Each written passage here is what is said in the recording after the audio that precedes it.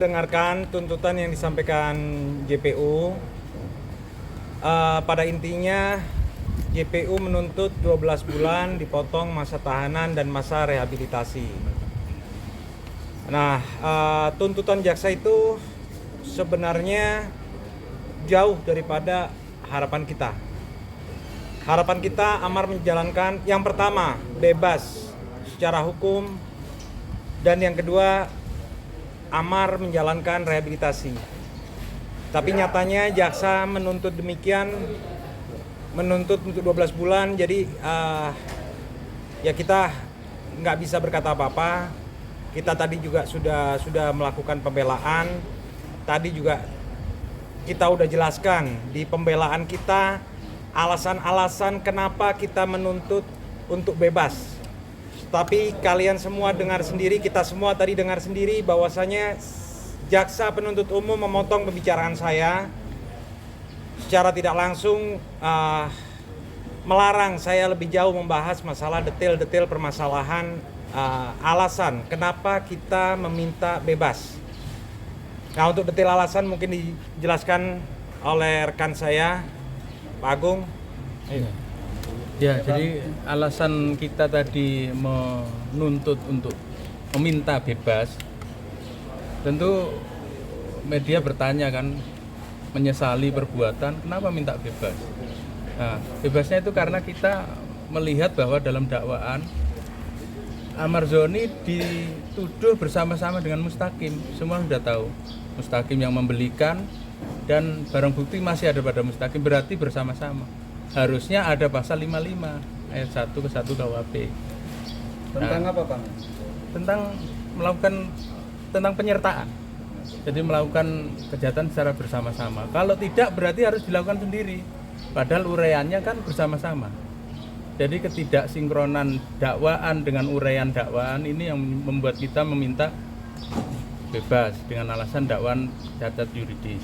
Kemudian yang kedua, apa-apa yang dituduhkan dalam dakwaan itu tidak dibuktikan di dalam persidangan. Misalnya pemakaian di dalam kamar mandi ada di dalam dakwaan, tapi tidak ada satupun saksi yang menyatakan itu. Ketiga penangkap kan tidak menyatakan itu. Kemudian pemakaian di dalam mobil juga sama, 3 penangkap juga tidak menyatakan itu. Berarti tidak ada saksi satupun yang menyatakan tentang pemakaian. Yang ketiga, tentang hasil tes urin yang tadi dinyatakan sebagai bukti dari jaksa untuk menuntut 12 bulan. Tes urin itu sesuai dengan keterangan ahli yang kita ajukan, Dr. siapa? Nur Septadi, Denny Nur Septadi. Akurasi dari tes urin oleh kepolisian itu 3 hari dari pemakaian sudah negatif. Padahal itu ditangkap kan tanggal 8, dites tanggal 9, surat keterangannya tanggal 10. Padahal yang dituduhkan di dalam surat dakwaan pemakaian tanggal 20 Februari sama tahun 2022. Terlalu jauh itu, otomatis sudah negatif. Berarti positifnya itu karena pemakaian di Thailand. Karena pemakaian di Thailand tidak bisa dituntut di Indonesia. Hukum Indonesia hanya berlaku untuk kejahatan yang dilakukan di wilayah Indonesia, pasal 2 KUHP. Nah, wilayah Indonesia itu wilayah daratan, lautan, pesawat Indonesia, kapal berbendera Indonesia, atau kedutaan besar Indonesia. Kalau ini dilakukan di Thailand harusnya tidak bisa dituntut di sini. Karena itulah kita minta bebas, walaupun kita juga menyiapkan sisi lain, kita minta rehabilitasi karena ada sisi Amar mengakui, ada sisi Amar menyesal dan sebagainya. Saya kira penjelasan tentang kenapa kita minta bebas itu. Dari Amar sendiri ada menyampaikan kekecewaannya nggak, Bang? Karena tadi selama pembacaan tuntutan dan pledoi Amar sendiri menangis, itu gimana, Bang? Ya, mungkin Amar dengar tuntutan selama 12 bulan dia kecewa, berarti dia masih harus menjalani jauh sekali, masih lebih dari 6 bulan dia menjalani mungkin ya. Saya nggak tahu hitungannya seperti apa karena kita belum ngecek ke rehab dan penahanan kepolisian, pihak kepolisian, penahanan dari kejaksaan, kita belum ngecek, belum hitung lah. Intinya kita sekarang ini fokus dalam persidangan. Jadi Amar tadi menangis, jelas dia kecewa karena dia masih harus jauh menjalani masa tahanan. Pasti orang kecewa lah, karena harapan dia sesuai dengan informasi yang saya berikan kepada Amar, sesuai dengan peraturan bersama PB nomor 1 2014, itu jelas Amar seharusnya rehab apabila kita melihat di PB, di peraturan bersama tersebut. Nah, Amar dengar jumlah total tuntutan jaksa 12 bulan, pasti dia kaget, pasti dia kecewa. Ya, kita juga kecewa, saya selaku kuasa hukum, saya kecewa, dan Adit juga tadi begitu dengar 12 bulan juga dia komentar ke saya, dia kecewa. Ya, gitu aja mungkin ya. Adit, sebagai adik gimana Dit? Mendengar tadi tuntutannya Bang Amar. ya, udah dijelasin juga tadi sama Bang Emil ya, pasti sangat kecewa, tapi kita bisa apa kan? Iya.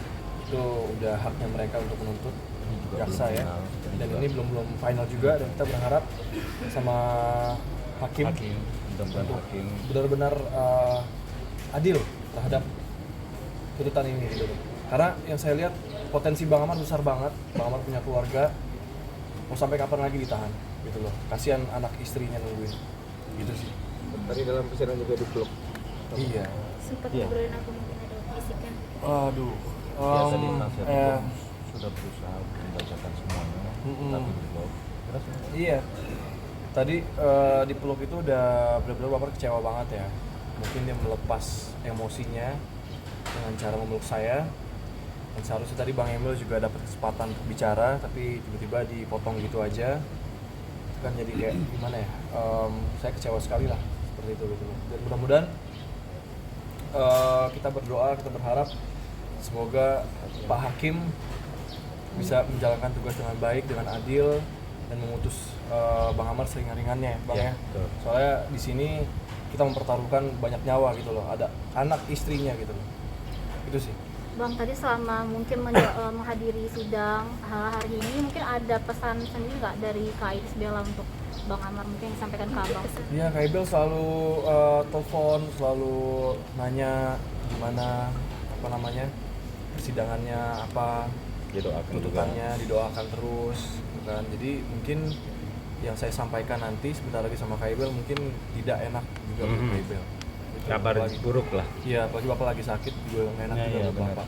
Artinya masih ditunda dulu untuk memberikan informasinya ya terkait tuntutan. Pasti. Kalau tuntutan Bapak meminta segala sesuatu yang ada di persidangan, dia pengen tahu. Tiap waktu juga, dua-duanya, Bapak dan Ibel juga, dua-duanya tiap waktu telepon.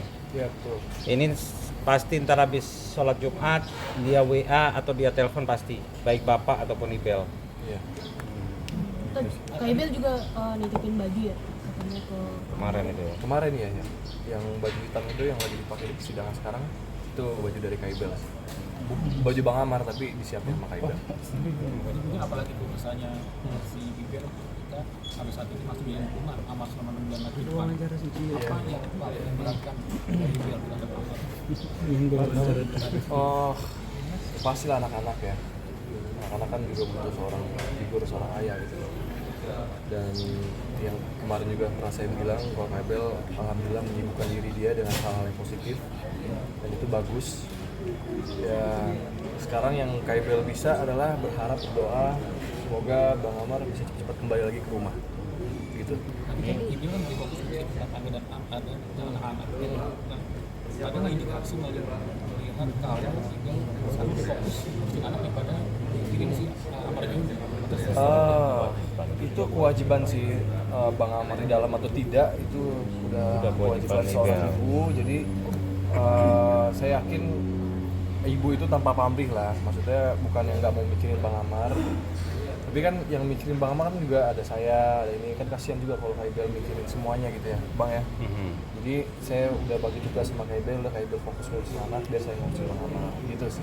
Jadi saya tegaskan lagi, Ibel kemarin juga tanya potensi untuk dia datang ke persidangan, saya yang menjelaskan melarang dia untuk datang.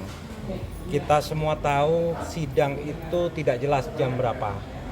Nah, Ibel harus ninggal anak dengan tidak ada kejelasan berapa lama dia mesti tinggal. Dia nggak pernah ninggal lama-lama anak-anaknya. Nah, kalau misal sampai dia datang ke persidangan dengan datang dari jam 12, kita sidang kemarin jam 5, jam setengah 6, kasihan juga lah dia ninggal anak seperti itu. Jadi saya jelaskan bahwasanya persidangan itu nggak bisa dijadwalkan. Jadi lebih baik Ibel nggak datang lah. Kalau Kak Ibel lagi ke Surabaya mungkin agendanya sih kalau Lo kemarin ya katanya? Iya, kemarin ke Surabaya ada kerjaan di sana, dan pasti selalu Kak Ibel bilang update terus ke Kak Ibel. Ya, jadi emang saya tugasnya untuk update terus ke Kak Ibel gimana kasus hukum Bang Ahmad itu sampai mana gitu. Itu sih. kondisi Ayu sendiri pasti masalah. Oh Udah sehat kok Ayu. Udah ada. Ini agenda selanjutnya apa Bang? Agenda selanjutnya. Agenda selanjutnya putusan di tanggal 26. Kita sama-sama berdoa mudah-mudahan putusan ini yang terbaik buat Amar. Sekali lagi saya tegaskan bahwasanya kita dari pihak keluarga, dari pihak Amar, kita berusaha untuk menerima segala bentuk putusan. Jadi kemarin juga saya udah jelaskan, apabila putusan itu tidak terlalu berat dan masih dalam kategori logis untuk Amar, kita insya Allah tidak akan banding, ya. Tapi apabila putusan itu terlalu berat, terlalu jauh dari harapan kita nyatakan dari sekarang kita pasti banding. Bang, Jadi penegasan- selama putusan itu logis, kita akan terima.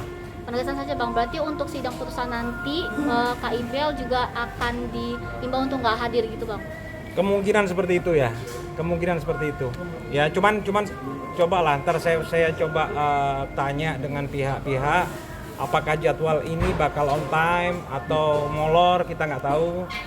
Tapi kalau misal on time ada kemungkinan untuk Ibel datang, pasti dia akan berusaha untuk datang ya. Cuma kalau saya tidak ada kepastian tentang jam, tentang jadwal yang pasti, kemungkinan saya tetap melarang lah. Jadi menegaskan kembali berarti dengan adanya masalah ini Amar Joni menghadapi masalah ini rumah tangganya Amar Joni dan Ibel baik-baik saja gitu. Alhamdulillah. Baik-baik aja, nggak ada masalah apa-apa. Bang Amar sama Kak Ibel saling support juga, dan mungkin supportnya itu jembatannya saya, karena Bang Amar itu nggak bisa pegang HP di sana. Gitu. Kak Ibel selalu nanya ke saya, dan saya biasanya pergi ke Cipinang untuk ketemu Bang Amar, sekedar ngasih pesan Kak Ibel ke Bang Amar, dan Bang Amar pun juga seperti itu, ngasih pesan ke saya untuk Kak Ibel gitu. Kadang-kadang Kak Ibel juga kirimin foto-foto anak-anaknya, Amala, Air, sama Kak Ibel untuk disimpan di dalam sana gitu loh. Jadi untuk mengobati sedikit rasa kangennya Bang Amar lah, gitu sih. Kalau untuk masalah-masalah nggak ada sih. Nggak. Tapi tidak benar Bang, berita miring katanya si Ibel lebih ngurusin anaknya pada ngurusin Amar Joni nggak? Iya, kita logika aja gitu loh. Wanita yang punya 2 anak harus ngurusin hal seperti ini kan juga agak ribet gitu loh kan. Sekarang Bang Amar juga ada Bang Emil yang ngurusin, ada saya yang ngurusin gitu. Jadi kalau menurut saya Kak Ibel lebih baiknya fokus di ngurusin Air sama Amala sih gitu. Kita yang nyaranin, bukan itu Iya. bukan keputusan Ibel.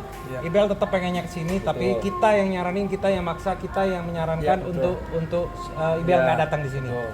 Jadi bukan keputusan Ibel untuk lebih mementingkan anak-anak, jangan dipelesetkan seperti itu, tolong rekan-rekan wartawan. Jadi Ibel kita yang mengarahkan, melarang Ibel untuk datang. Iya, karena cukup Ya. kita aja yang ngurusin di sini. Jadi Bang ada rencana nanti bawa papa juga nggak di sidang putusan atau gimana? Insya Allah kalau Bapak udah sehatan mungkin bisa kita bawa, tapi kalau misalkan lagi sakit ya lebih baik nggak lah. Soalnya kan kita kalau dengerin putusan itu kita satu lama, kedua juga siap-siap shock lah. Jadi kalau misal si bapak datang itu mungkin nggak baik ya. Nanti daripada antar putusannya jauh di atas perkiraan kita, yang ada bapak kaget, malah bikin ribet ntar di persidangan, janganlah. Iya. Kasihan juga dia. Jadi lebih baik orang tua itu dengar dengan kalimat dari kita yang mungkin lebih baik, kalimat yang kita sampaikan. Oke. Oke, makasih. Ada masalah itu berarti tidak benar juga kalau si Ibel